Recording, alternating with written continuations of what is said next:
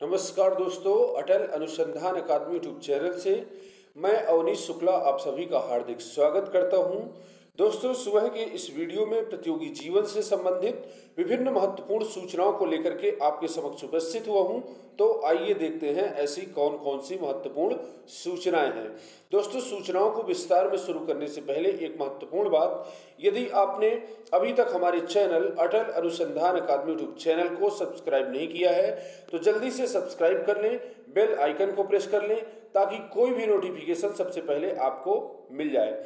दोस्तों, ये मेरा व्हाट्सएप नंबर है 8543856728। इस पर मैसेज करके आप हमारे व्हाट्सएप ग्रुप से भी जुड़ सकते हैं। अब सूचनाओं पर विस्तार से नजर डालते हैं। तो पहली सूचना है, यहाँ पर आप देख रहे हैं, एसएससी 2020 की परीक्षाएं नहीं हुई, 2021 की कब होंगी पता नहीं। कर्मचारी चयन आयोग को पूरी करनी है 2020 की दर्जन भर से अधिक बड़ी परीक्षाएं। कोरोना के कारण लगातार दूसरे साल भी परीक्षाएं प्रभावित, परीक्षार्थी निराश।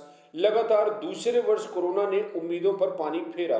कोरोना महामारी ने लगातार दूसरे वर्ष प्रतियोगी छात्रों की उम्मीदों पर पानी फेरने का काम किया है। जो प्रतियोगी घर बार छोड़कर शहर में प्रतियोगी परीक्षाओं की तैयारी कर रहे थे, वह कोरोना संक्रमण के चलते निराश है। संक्रमण बढ़ने के बाद पिछले वर्ष की तरह इस बार भी कई परीक्षाओं को बीच में ही रोकना पड़ा है। कोरोना संक्रमण के चलते कर्मचारी चयन आयोग की परीक्षाएं लगातार दूसरे वर्ष प्रभावित हुई हैं। हाल यह है कि अभी 2019 एवं 20 की परीक्षाएं पूरी नहीं हो सकी हैं। ऐसे में 2021 की परीक्षाएं कब होंगी पता नहीं है। 2020 की लंबित परीक्षाओं में सीजीएल, सीएचएसएल, एमटीएस, केंद्रीय सुरक्षा बलों के लिए कांस्टेबल जीडी भर्ती सहित कई बड़ी परीक्षाएं शामिल है। हालत यह है कि 2018 एवं 2019 की परीक्षाओं के परिणाम अभी भी लंबित हैं। आयोग की ओर से जो परीक्षाएं कार्यक्रम घोषित होने के बाद रोकी गई हैं, उनमें संयुक्त हायर सेकेंडरी लेवल 2020 की टियर 1 परीक्षा जो अप्रैल में शुरू होने के बाद स्थगित कर दी गई थी। संयुक्त स्नातक लेवल सीजीएल 2020 टियर 1 परीक्षा जो 29 मई से 7 जून के बीच प्रस्तावित थी, रोक दी गई। दिल्ली पुलिस में सब इंस्पेक्टर भर्ती की दूसरे चरण की परीक्षा जो 12 जुलाई को प्रस्तावित है, उसे भी कोरोना के कारण समय से पूरा करना संभव नहीं लग रहा है। मल्टीटास्किंग 2020 की पहले चरण की परीक्षा 1 से 12 जुलाई के बीच प्रस्तावित है। अब इस परीक्षा का स्थगित होना तय है। केंद्रीय सुरक्षा बलों के लिए कांस्टेबल जीडी भर्ती 2020 परीक्षा के लिए 2-4 पदों के लिए विज्ञापन की तिथि घोषित होने के बाद कोरोना के चलते घोषित नहीं किया जा सका है। तो दोस्तों, यहाँ पर आप देख रहे हैं कई बड़ी परीक्षाएं जो है स्थगित की जा चुकी हैं। 2020 की परीक्षाएं अभी पूरी नहीं हुई, तो 21 की परीक्षा कब होगी यह एक चिंता का विषय है। प्रतियोगी छात्र लगातार जो है शहरों में जाकर के तैयारियां कर रहे हैं, लेकिन अभी उनको कितना लंबा समय प्रयागराज में देना होगा यह अभी चिंता का विषय है। तो देखते हैं कि कब भर्ती प्रक्रियाएं शुरू होती हैं और कब सरकार का ध्यान इधर जाएगा। इसके बाद दोस्तों अगली खबर है, कर्मचारी शिक्षक संयुक्त मोर्चा ने एस्मा लगाए जाने की निंदा की। प्रतीकात्मक आंदोलन के बाद यह आदेश संवेदनशीलता का परिचायक। कर्मचारी शिक्षक संयुक्त मोर्चा के प्रदेश अध्यक्ष वीपी मिश्रा और महासचिव शशि कुमार मिश्रा ने प्रदेश में एस्मा लगाए जाने की निंदा की है। उन्होंने कहा है कि यह आदेश कर्मचारियों के अधिकारों का हनन करने वाला है। प्रदेश का कर्मचारी पहले से ही लगातार छला जा रहा है। अब प्रतीकात्मक आंदोलन के बाद एस्मा लगाना पूरी तरह से सरकार की संवेदनशीलता का परिचायक है, संवेदनहीनता का परिचायक है। वीपी मिश्र ने कहा है कि सरकार कर्मचारियों की समस्याओं पर ध्यान न देते हुए उसे आंदोलन के लिए मजबूर करती है। लोकतंत्र में हर व्यक्ति को अपनी बात रखने का अधिकार है। ऐसे समय में जबकि कर्मचारी जान जोखिम में डालकर कार्य कर रहा है तो उन्हें प्रोत्साहित करना चाहिए था, न कि डराया जाना चाहिए। शशि मिश्र ने कहा है कि सरकार ने महंगाई भत्ते की किस्तों को रोककर कर्मचारियों को 2 जून की रोटी खाना भी मुश्किल कर दिया है। राज्य सरकार एस्मा लगाकर उसकी पीड़ा को सुनने के बजाय उसकी जबान भी बंद कर रही है।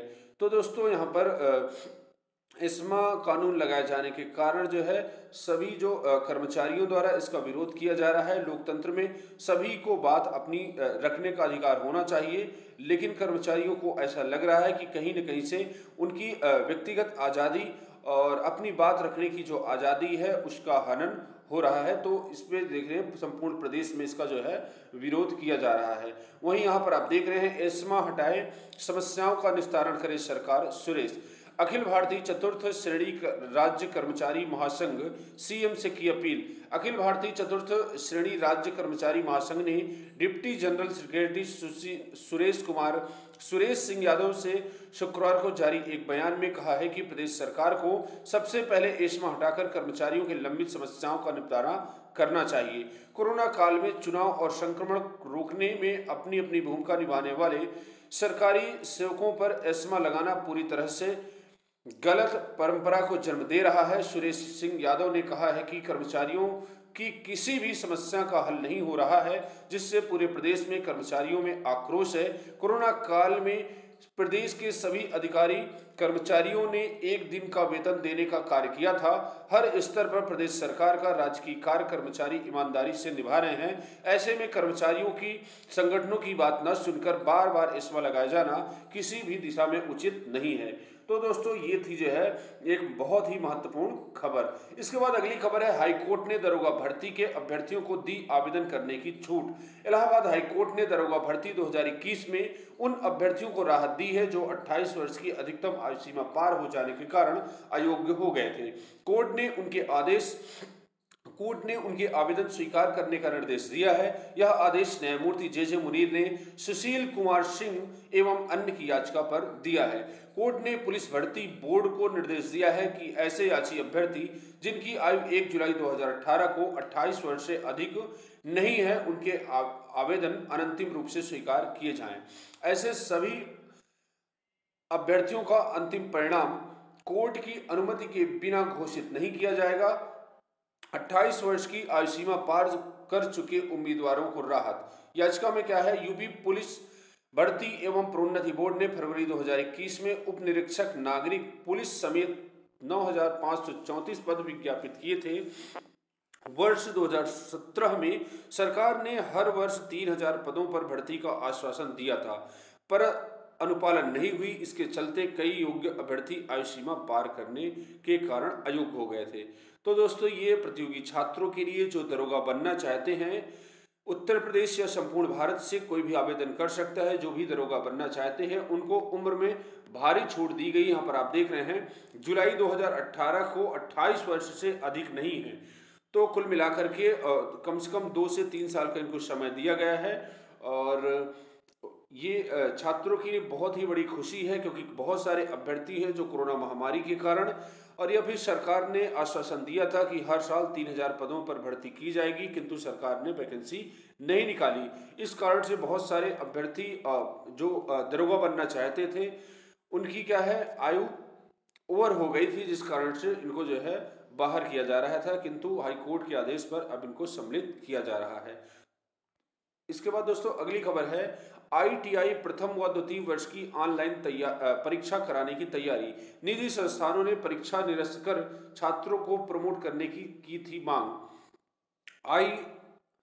ITI के प्रथम व द्वितीय वर्ष के करीब 5 लाख छात्रों की ऑनलाइन परीक्षा कराने की तैयारी चल रही है। हालांकि निजी ITI संस्थानों ने परीक्षा को निरस्त कर छात्रों को प्रमोट करने की मांग की थी। फिलहाल कोरोना की वजह से ITI की पढ़ाई ऑनलाइन चल रही है। जुलाई में यह परीक्षा प्रस्तावित थी। कोरोना को देखते हुए इसे निरस्त कर सभी छात्रों को प्रमोट करने की मांग उठी थी। प्रस्ताव के अंतर्गत यूपी और CBSE बोर्ड की तर्ज पर छात्रों को प्रमोट करने की बात कही गई थी, लेकिन महानिदेशक प्रशिक्षण एवं सेवा योजन भारत सरकार ने प्रस्ताव को न मानते हुए परीक्षा कराने की तैयारी के निर्देश दिए थे। व्यवसायिक शिक्षा के संयुक्त निदेशक SSC तिवारी ने बताया कि परीक्षा को निरस्त करने या भी प्रमोट करने को लेकर कोई भी दिशा निर्देश नहीं मिले हैं, जबकि जुलाई के प्रस्तावित प्रथम और द्वितीय सेमेस्टर की ऑनलाइन परीक्षा कराने की तैयारी चल रही है। तो दोस्तों इसके बाद अगली खबर है, CM आवास तक पहुंचे KGMU के संविदा कर्मी। 40 दिन में ही नौकरी से हटाए जाने से फरमान से आक्रोशित। सेवा समाप्त किए जाने के विरोध में केजीएमयू के संविदा कर्मचारियों ने शुक्रवार को हंगामा व प्रदर्शन किया। संविदा कर्मचारी पहले कुलसचिव कार्यालय पहुंचे, लेकिन यहां भर्ती एजेंसी के माध्यम से होने की बात कहकर उन्हें टाल दिया गया। इसके बाद कर्मचारियों ने कुलपति से मिलने की कोशिश की, लेकिन असफल रहे। इस पर कर्मचारी मुख्यमंत्री आवास पहुंच गए, लेकिन वहां भी सुनवाई न होने पर अंत में जिलाधिकारी के पास अपनी फरियाद लेकर पहुंचे। तो दोस्तों, इसके बाद अगली महत्वपूर्ण खबर है इलाहाबाद विश्वविद्यालय से। इलाहाबाद विश्वविद्यालय ने जारी किया बैक पेपर परीक्षा का परिणाम। 1 जून से संबंधित इकाई में वितरित होगी मार्कशीट। मेडल एवं छात्रवृत्ति के लिए इलाहाबाद विश्वविद्यालय ने आमंत्रित किए प्रस्ताव। दीक्षांत समारोह की तैयारियां तेज। पदकों के लिए प्रायोजक खोज रहा है इलाहाबाद विश्वविद्यालय। तो दोस्तों, जैसा कि आप जानते हैं कि 23 सितंबर को इलाहाबाद विश्वविद्यालय में दीक्षांत समारोह प्रस्तावित है। तो दीक्षांत समारोह की तैयारियां जोर शोर से चल रही हैं। इसके बाद अगली खबर है 12वीं की परीक्षा रद्द करने की मांग वाली याचिका पर सुनवाई 31 को। शीर्ष न्यायालय ने कहा केंद्र सरकार 1 जून को इस मुद्दे पर फैसला ले सकती है। परीक्षा रद्द करने के लिए एनएसयूआई का प्रदर्शन। कोरोना वायरस के संक्रमण को देखते हुए सीबीएसई और आईसीएसई की 12वीं की परीक्षा रद्द करने की मांग वाली याचिका पर सुप्रीम कोर्ट अब सोमवार को सुनवाई करेगा। अदालत ने शुक्रवार को होने वाली सुनवाई टाल दी है। इसके बाद अगली खबर है चिकित्सा विभाग में विशेषज्ञों की भर्ती के लिए आवेदन शुरू। उत्तर प्रदेश लोक सेवा आयोग 28 जून तक ऑनलाइन लेगा आवेदन। उत्तर प्रदेश लोक सेवा आयोग ने सीधी भर्ती के तहत चिकित्सा एवं स्वास्थ्य सेवा विभाग के अंतर्गत विशेषज्ञों के खाली पदों को भरने के लिए शुक्रवार को विस्तृत विज्ञापन जारी कर दिया। आयोग की वेबसाइट पर विज्ञापन के साथ 16 प्रकार के पदों की भर्ती के लिए ऑनलाइन आवेदन की प्रक्रिया शुरू हो गई है। अभ्यर्थी 25 जून तक ऑनलाइन आवेदन शुल्क बैंक में जमा कर सकेंगे, जबकि 28 जून आवेदन सबमिट कर सकेंगे। ऑफलाइन आवेदन स्वीकार नहीं होंगे। प्रदेश की स्वास्थ्य व्यवस्था दुरुस्त करने के लिए यूपीपीएससी ने अलग अलग 3620 पदों की भर्ती निकाली है। भर्ती में सिर्फ उत्तर प्रदेश की महिला अभ्यर्थियों को आरक्षण का लाभ मिलेगा। आयोग के सचिव जगदीश ने बताया कि विज्ञापन में दिए गए निर्देशों के अनुसार भर्ती प्रक्रिया पूरी होगी। इसके बाद अतिरिक्त विषय के नंबर मुख्य के आधार पर तय करें। केंद्रीय माध्यमिक शिक्षा बोर्ड ने 10वीं रिजल्ट में अतिरिक्त विषय का अंक 3 मुख्य विषय के अंक के आधार पर तय किया जाएगा। जिन छात्रों ने अतिरिक्त विषय लिया है उनके अतिरिक्त विषय का अंक गणित, विज्ञान और सामाजिक विज्ञान में मिले अंकों के आधार पर तय किया जाएगा। सीबीएसई की ओर से देश भर के सभी स्कूलों को इस संबंध में दिशा निर्देश जारी कर दिए गए हैं। इसके बाद 10 साल तक पीएम रह चुके पॉल स्लूटर का निधन। ये आपके लिए सभी प्रतियोगी छात्रों के लिए एक बहुत ही महत्वपूर्ण प्रश्न है। प्रतियोगी छात्रों के लिए बहुत ही महत्वपूर्ण है। यहाँ पर आप देख रहे हैं 1 दशक से अधिक समय तक डेनमार्क के प्रधानमंत्री रहे पॉल स्लूटर का 92 वर्ष की आयु में निधन हो गया है। तो आपसे पूछा जा सकता है कि डेनमार्क के प्रधानमंत्री कौन थे? तो पॉल स्लूटर, और इनका निधन 92 वर्ष की आयु में हो गया है। यूरोपीय संघ के साथ अहम संधि में डेनमार्क को छूट को लेकर उनकी महत्वपूर्ण भूमिका थी। विपक्ष कंजर्वेटिव्स के नेता ने एक बयान में कहा है कि स्लूटर के निधन के समय उनका परिवार साथ था। स्लूटर 1982 से 1993 तक प्रधानमंत्री रहे हैं। इसके बाद अगली खबर है 4100 पदों पर भर्ती का रिजल्ट अटका। एनएचएम 3 माह पहले हुई थी डॉक्टर टेक्नीशियन समर की प्रवेश परीक्षा। राष्ट्रीय स्वास्थ्य मिशन ने 4100 पदों पर भर्ती की प्रक्रिया ठप पड़ी है। जनवरी-फरवरी 2021 में इसके लिए प्रवेश परीक्षा भी हुई, लेकिन अभी तक रिजल्ट घोषित नहीं किया गया है। जबकि कोरोना महामारी काल में प्रदेश के अस्पतालों में मानव संसाधन की जरूरत को पूरा करने के लिए आउटसोर्सिंग से 3-3 माह के लिए कर्मचारियों की नियुक्ति की जा रही है। तो इसके बाद तो दोस्तों, आज के लिए बस इतना ही। मिलते हैं नेक्स्ट वीडियो में। पूरा वीडियो देखने के लिए बहुत बहुत सा धन्यवाद। यदि वीडियो आपको अच्छा लगा हो तो वीडियो को लाइक करिए, सब्सक्राइब करिए व अधिक से अधिक लोगों के बीच में शेयर करिए। धन्यवाद।